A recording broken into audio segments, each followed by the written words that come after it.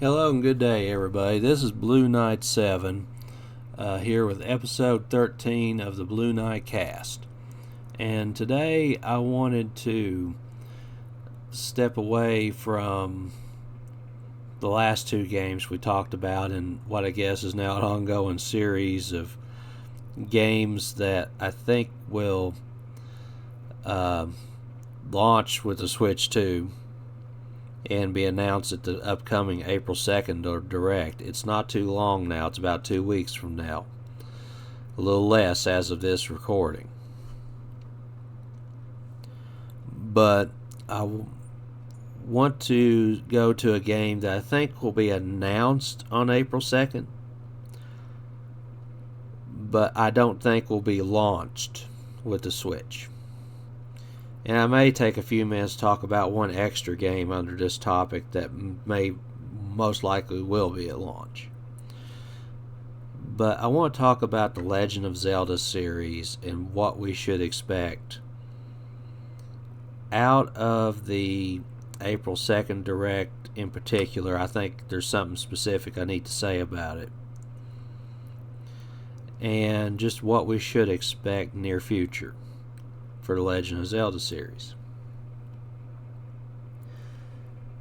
Obviously, this series is very near and dear to Nintendo. It's near and dear to Shigeru Miyamoto, and very near and dear to Eiji Aonuma. Forgive me if I said that wrong. But anywho, very near and dear. It's kind of their number 2 series in a way behind Mario. Their number 2 IP. And the Legend of Zelda series, you could say, is sort of at an all-time high right now. The Switch era was very good to the series. Breath of the Wild was sort of a milestone, sort of a foundational game for the series at this point. Tears of the Kingdom being a game that you could say objectively improved on Breath of the Wild in every way, though maybe it didn't quite have the same magic or punch as the first game, because Breath of the Wild was so revolutionary. And there is obviously going to be another new 3D Legend of Zelda game for Switch 2 at some point. It would be foolish to say different. But I'm just going to say it. I don't think we're going to get that this year. I don't think we're going to see that in 2025. I know there's some people that think it's possible. I even said, in a prior episode that we could see a teaser in the same way that we saw a teaser for Tears of the Kingdom in, I believe it was 2019. But none of that's guaranteed. And I'm going to, having spent some time thinking a little more about The Legend of Zelda in particular, I'm going to give my prediction for what we would see. And I think there's 3 cards on the table, so to speak, for that. Maybe 4. But before I get into it, I'm trying to put out content regular and make the Blue Knight cast into something more than just something I'm doing in my spare time. I have a goal of trying to reach monetization this year. So please like, subscribe, and hit the notification bell if you like what you're listening to. And if you want to leave a comment about anything you'd like for me to talk about, sure thing. And if you do happen to be any kind of content creator and would like to do a collaboration with me, hit me up. I'm not afraid to talk to you. That being said, Legend of Zelda. Now, what could we see? When you listen to the rumor mill, The one thing you hear about over and over is that there's some kind of a version of Breath of the Wild that's been remastered or given some kind of treatment, next gen treatment, and that it runs very smoothly on Switch 2. And that this was part of a behind closed doors showcase at a prior GDC Game Developers Conference, along with the Matrix demo for UE5, Unreal Engine 5. But just to sort of showcase what Switch 2's hardware configuration could do. Is this real? I mean, I'm sure there's a version that exists that was optimized for the Switch 2 chip. But and it's something you could picture them doing in R&D just to say, you know, this is what we were able to do. Like, this is what back compatibility can do, or this is what a patch could do. Next gen patch could do. I believe that. Will we actually get it? I think it would be an easy way to bring Legend of Zelda into the conversation at launch for Switch 2. I do. Do I think this should be talked about and treated like a new game, a new Legend of Zelda game launching for Switch 2? No, I don't. I think this is sort of its own category. I'm not trying to cheat when I say I was talking about something to get something later. I'm getting to that. But what this could be is Nintendo demonstrating to the public what Switch 2 can do for back compatibility and sort of explain the normal approach for enhancing Switch 2 games with back compatibility. I believe that. Now, what do I mean? I mean, you obviously Switch 1 games will be playable on Switch 2, but there will probably be like some patch you download to really make those games work well with Switch 2's NVIDIA chip. Sort of an optimization thing allows them to benefit from the DLSS capabilities Switch 2 has, and that's how you get these games really looking good in 4K. I believe that's what's going on, and maybe improve their frame rates. So instead of just doing the straight up PlayStation 4 to PlayStation 5 brute force approach, I think there will be some optimization on select games, and Breath of the Wild will be the first. That's what I think is really going on here. Metroid Prime 4, obviously a Switch 1 game, but I think it will be given a Switch 2 version. I know people are arguing and debating over this, but I think it will have a Switch 2 version. And if you have a Switch 1, if for some reason you purchased a Switch 1 game, I think there will be a way to digitally upgrade it to the Switch 2 version. I think Metroid Prime 4 will be its own thing. But Breath of the Wild may be the first of many Switch 1 games to get a next-gen patch.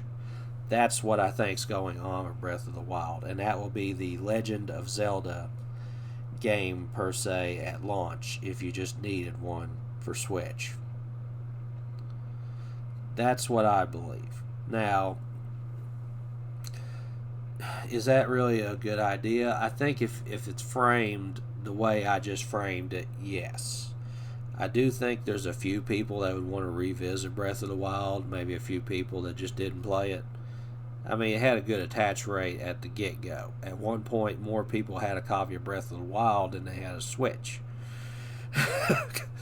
But, eventually got to where not everybody that had a Switch had Breath of the Wild. So I think there's a way to get a little more evergreen potential out of the game by marketing it that way. We'll see. Obviously, I think other Switch 1 games would follow that. Metroid Dread, Legend of Zelda Tears of the Kingdom, Super Mario Odyssey, sort of the big ones. Like Metroid Dread may not get it, though I think it deserves it.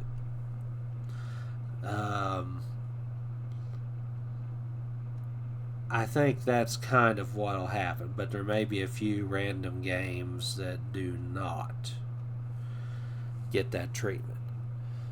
Xenoblade X that just released, Xenoblade Chronicles X Definitive Edition. The other Xenoblade games, I think they may get next-gen patches. So I think that's kind of what will happen. And do I think they will... I feel like I'm getting way off topic, but just to close it out, I'm not saying these will be tremendous differences, but I do think it will make sure they fully take advantage of the extra horsepower of Switch 2 and its DLSS capabilities, which should improve frame rate, resolution where there was dynamic resolution, and yes, Xenoblade 2 will be a lot more playable in portable mode. That's what I think will happen. And Breath of the Wild, get back on topic, I think will be the first and marketed as such. So that's what I think we could see, if it's even true. Now, the actual next 3D Zelda, as I said before, I don't think so at this point. The more I think about it, I think they would hold off for the other games, projects that they're trying to show. I agree that if you look at a calendar, they teased it pretty close to the time, would be about now. If you compare Tears of the Kingdom teaser to release, it wouldn't be crazy if they gave you some kind of a tease of the next 3D Zelda. But I don't know if they want to do it that way again. I think they felt like it drug out a little more than they meant for it to last time. So I think they'll just hold off this year, the more I think about it. If they do, I'm picturing something like when they first showed Breath of the Wild for Wii U, like a real quick Link out in the field with everybody saying, "Whoa, that's a huge field. Look at all that in the distance." I think they could do that. But I don't think you're going to get like the 2019 Breath of the Wild sequel trailer. I just don't. We'll see. That's my more current... I said I might change my predictions a little bit, so that's my current prediction for that. Here's what I think we could see, though. I'm not quite done. There's two things I think you could see. Because Nintendo does try to get something Zelda out every year or close to every year.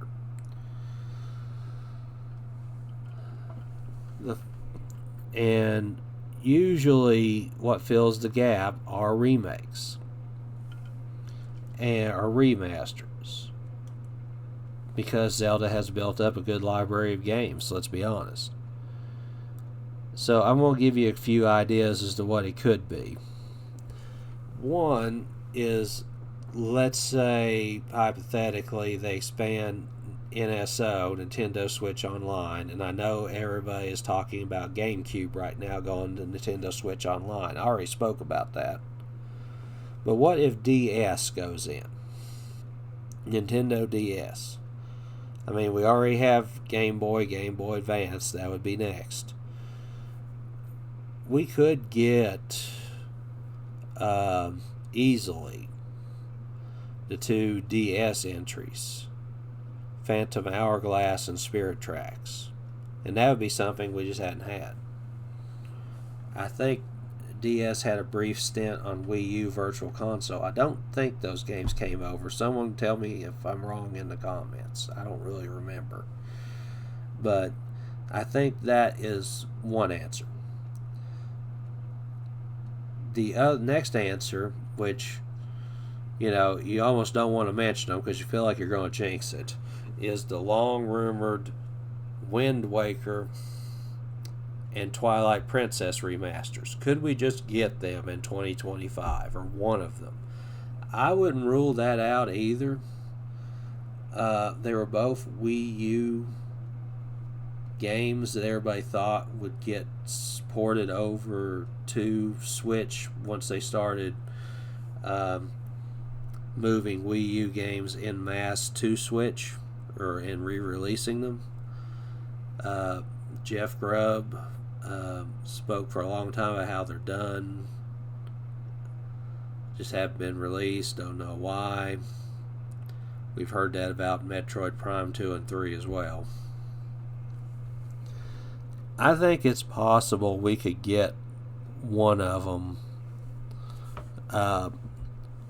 not at launch, but maybe towards the end of the year, as part of a way of keeping a release cadence going.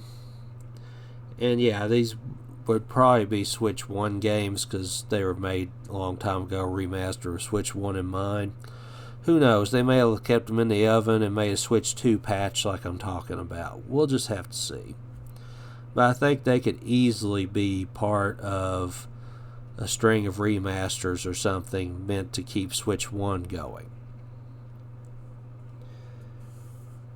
And, you could get one this year, one next year, Wind Waker this year, Twilight Princess next year.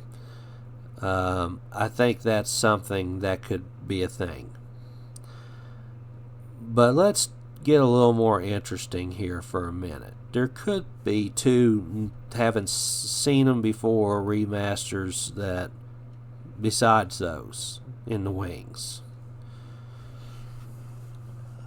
One that's been talked about a lot is, what about Ocarina of Time? Because apparently Aonuma has made comments before that Ocarina of Time could be next for a remake. He did hint at Skyward Sword before it actually became a thing. So you have to listen to what he does, hints at, says. So most people think that is actually going to be the next new Zelda game, or the next, haven't heard about it before, Zelda game. Could be.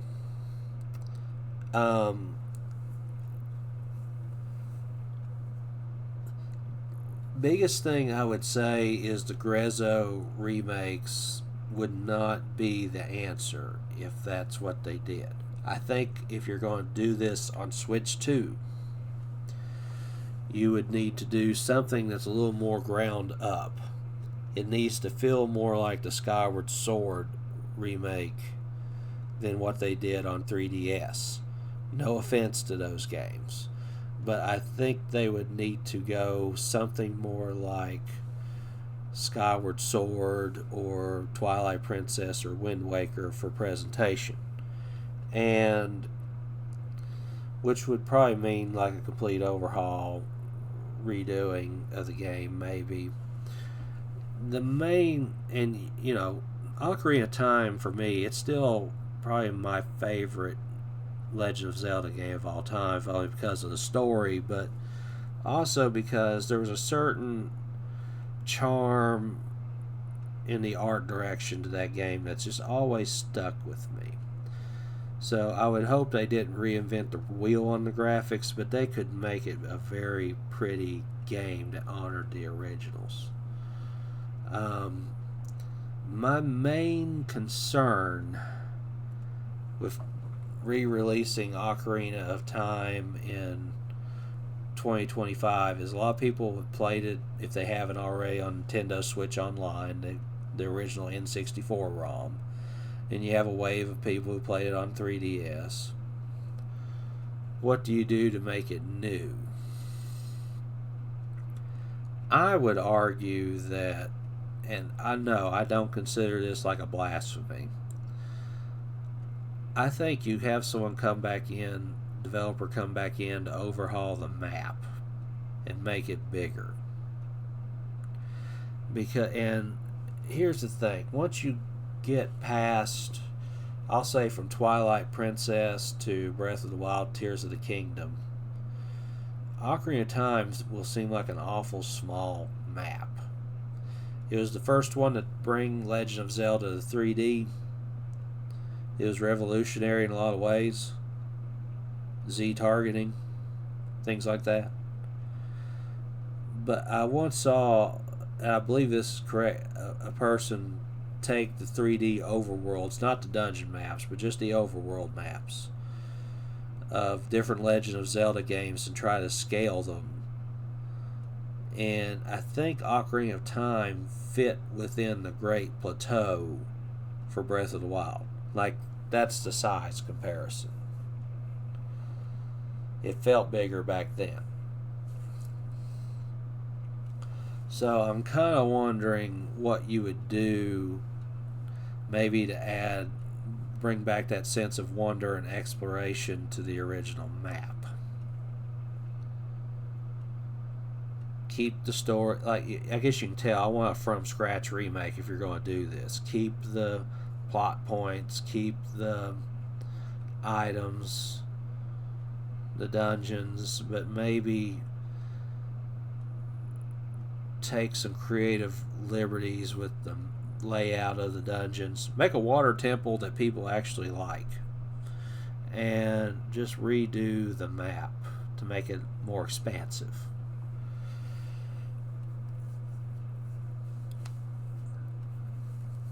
That would be my answer. I don't know who they would have developing that or getting that to go in the time frame they would need. But to me, that would be a project worth pursuing. And now that I said all that, we'll probably just get some kind of remaster of the 3DS version. But it was a good one. I'll give you one more out there prediction for what we could see for a Zelda remaster. And I know it doesn't make sense for a couple of reasons, but just hear me out. Last year we got Legend of Zelda Echoes of Wisdom, which was the second remake Grezzo has put out for Nintendo, A Link to the Past being the first one. And it has a very distinct art style where all the characters, everything looks kind of like miniatures pretty much, like wooden miniatures or plastic miniatures. Very cute art style, but they're solid top-down traditional playing Zelda games. The first one was a remake of A Link to the Past. The second one was a totally new game starring Princess Zelda. And they both have their strengths. The main complaint, though, I think, would be whatever they were doing for graphics, it was a little hard on the frame rate. But here's my crazy theory. And this could be some light spoilers for that game, just warning you now. But if you study the map for Echoes of Wisdom, it's basically an expanded map for A Link to the Past. It contains that map. Not the Dark World, but it contains the main map. And then adds more to the periphery. What if, as part of developing Echoes of Wisdom, Grezzo was able to do some extra work and make a functional remake of A Link to the Past?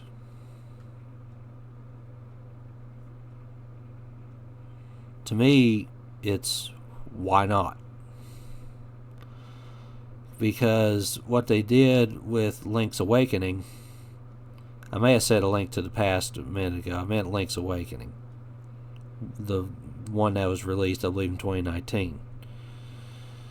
with Link's Awakening, they basically took the 2D pixelated Zelda formula and made it work in their art style in 3D.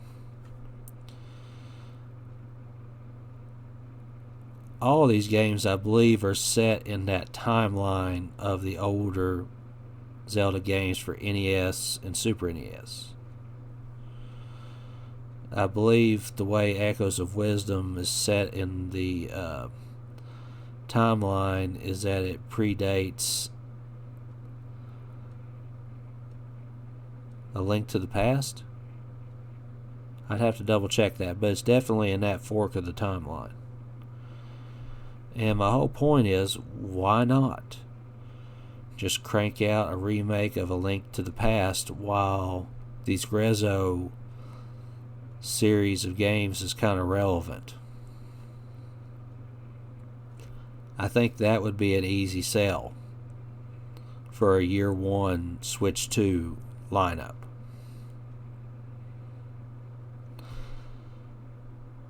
And I'm going to close it off with that. I do think any of those things I just talked about could be in play for a Switch 2 Direct. I'm leaning towards Breath of the Wild patch and maybe one of those remakes being announced. But I hope everybody enjoyed this. Please like, subscribe, hit the notification bell if you want to hear more. I'm trying to keep going here. I have a goal of 1,000 subscribers, and thank you for your time listening to this, and I hope you have a good day. And next episode, I will try to talk a little bit about a 3D Mario and what we may expect. Thank you.